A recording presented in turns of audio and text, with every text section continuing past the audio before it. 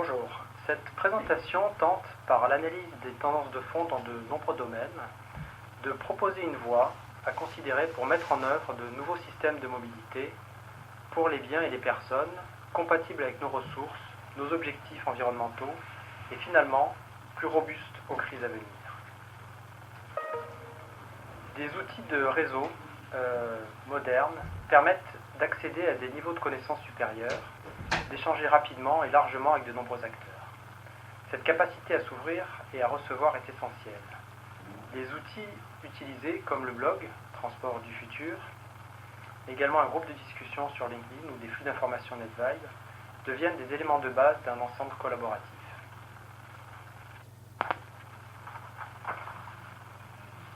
La palette de solutions pour améliorer les transports est maintenant connue depuis plusieurs années. Nous connaissons les solutions, elles sont à la fois simples et limitées, mais nous ne sommes pas capables de les utiliser en masse, de changer d'échelle dans le covoiturage, l'autopartage, l'usage du vélo ou des transports en commun. Des découpages historiques entre les différentes disciplines, tant au niveau des industries, des laboratoires que des pratiques dans les collectivités, ont conduit à couper les liens et les rétroactions entre ces domaines. Le système complet n'est pas pensé dans sa globalité, les solutions sont apportées par morceaux. Ainsi, il n'est pas établi aujourd'hui la trajectoire permettant d'atteindre simultanément le facteur 4, d'améliorer la qualité de l'air et de s'engager dans une diversification énergétique. Un des chemins proposés ici est de combiner l'ensemble de ces solutions entre elles de façon intégrée pour mieux utiliser les transports en commun, développer les modes doux comme le vélo, développer, industrialiser et commercialiser des véhicules très légers et très efficaces pour des déplacements de courte distance et améliorer fortement le remplissage et l'utilisation de nos véhicules individuels. D'une solution unique nous permettant de réaliser tous nos déplacements, la voiture, nous devrons alors nous orienter vers une multitude d'offres hyper spécialisées, agrégées dans un service dont les performances seront supérieures à celles de la voiture. Ainsi, nous passerons de la situation d'hier, centrée sur l'automobile privée avec quelques transports en commun publics, à la situation d'aujourd'hui où d'autres solutions apparaissent, autopartage, covoiturage, vélo en libre-service, mais de façon séparée, vers demain une intégration de l'ensemble de ces solutions de transport pour construire une solution de mobilité portée par les technologies de l'information et de la communication, complètement adaptée aux besoins et contextualisée. Pour cela, les technologies de l'information permettent d'offrir à l'utilisateur la bonne information. Une solution individualisée, contextualisée, hyper spécialisée à un coût faible et un rendement croissant. Les TIC sont alors à considérer comme des facilitateurs vers des mobilités multimodales fluides en temps réel. Pour choisir le meilleur mode, faciliter l'accès et la sortie de ce mode, le paiement, et apporter finalement au mode physique la souplesse du numérique.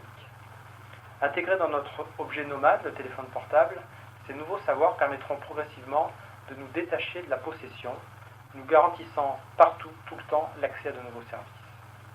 La mise en œuvre à grande échelle de ces nouveaux services de mobilité impliquera de nouvelles conceptions de véhicules, repensés pour être exploités par des opérateurs professionnels et conduits par des clients qui n'achèteront pas un objet mais un service.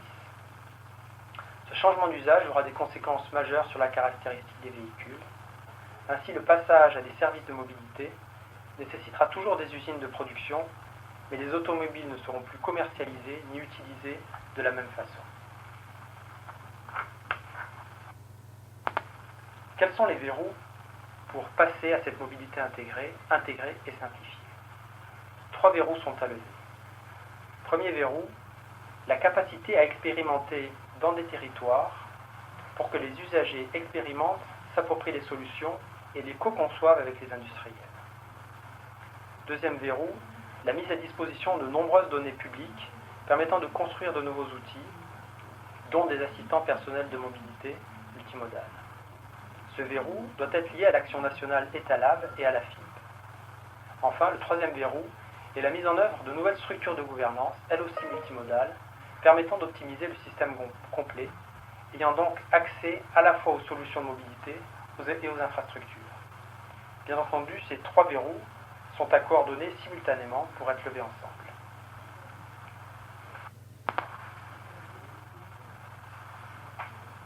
fois que nous aurons levé ces 3 verrous, alors d'une situation bloquée, nous pourrons passer à une situation totalement différente, ouvrant de nombreuses opportunités pour tous les acteurs. Dans ce cas, la voiture individuelle sera mieux remplie, moins utilisée, devenant ainsi un mode collectif privé. De nouveaux véhicules, éventuellement électriques, pourront être utilisés dans les villes, légers, très efficaces.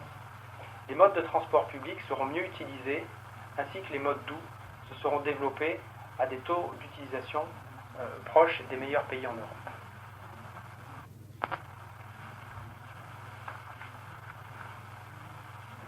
Revenons maintenant sur la structure de gouvernance. Cette nouvelle structure de gouvernance impliquera tous les acteurs. Elle aura la capacité de connaître les principaux flux, les principaux paramètres influents sur les choix de mobilité, l'élasticité aux tarifs pour les différentes catégories d'usagers, aura également identifié les plus faibles, les plus dépendantes de l'automobile. Une fois que le niveau de connaissance aura progressé, la gouvernance pourra alors arbitrer ses choix en agitant sur de multiples possibilités. Tarifs des péages, réservation de couloirs de covoiturage, tarifs de stationnement, éventuellement l'ensemble de ces tarifs pourra être dynamique, pour atteindre des objectifs globaux, CO2, qualité d'air ou congestion.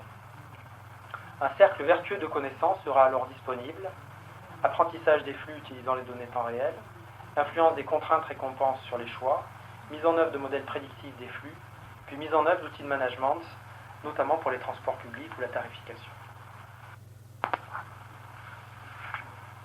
L'éthique permet d'offrir à l'utilisateur la bonne information, d'apporter une solution individualisée, contextualisée, à un coût très faible. Ce sont donc des facilitateurs vers des mobilités multimodales fluides en temps réel, pour choisir le meilleur mode, accéder rapidement à ce mode et en sortir par le paiement. En fournissant les informations permettant de faire le meilleur choix de solution de transport, l'assistant personnel de mobilité remontera également, dans certains cas, la solution choisie, permettant de construire ces bases de connaissances collectives sans précédent.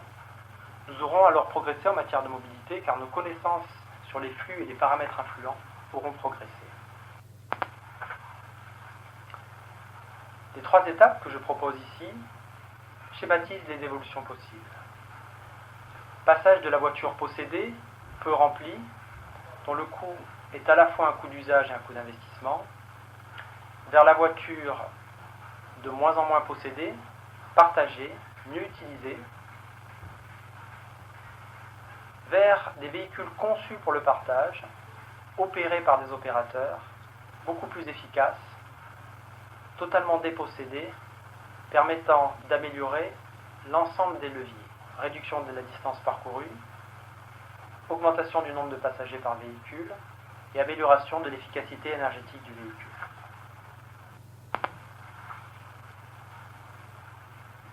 Pour engager l'ensemble de ces mesures, de nombreux champs de recherche sont nécessaires. Transdiscipline, de la sociologie à la technologie, des technologies de l'information à la logistique. La science des usages et des changements doit également progresser. Comment génère-t-on de la confiance? Comment verrouiller ces changements?